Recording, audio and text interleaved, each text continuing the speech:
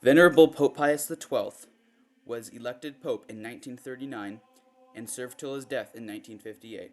During his time as the Roman Pontiff, there was a huge shift in fashion, clothing, and the way that people dressed with modesty. This is a very big issue among our modern society that Catholics and Christians do not take into consideration well enough. That is very controversial. Let us look into what the Holy Venerable Pope Pius XII had to say about modesty.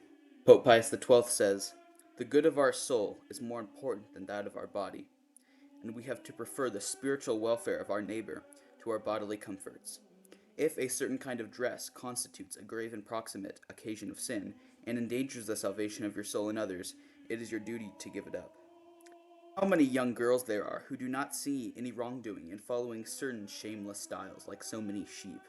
They certainly would blush if they could guess the impression they make and the feelings they evoke in those who see them.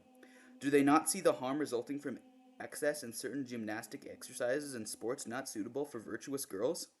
What sins are committed or provoked by conversations which are too free, by immodest shows, by dangerous reading, how lax of consciences become, how pagan morals? Beyond fashion and its demands, there are higher and more pressing laws, principles superior to fashion and unchangeable, which under no circumstances can be sacrificed to the whim of pleasure or fancy, and before which must bow the fleeting omnipotence of fashion. These principles have been proclaimed by God, by the Church, by the saints, by reason, by Christian morality. Christian mothers, if only you knew the future of distress and peril, of shame ill-restrained, that you prepare for your sons and daughters in imprudently accustoming them to live hardly clothed and in making them lose the sense of modesty, you should be ashamed of yourselves, and of the harm done the little ones whom heaven entrusted to your care, to be reared in Christian dignity and culture. It might be said that society speaks through the clothing it wears.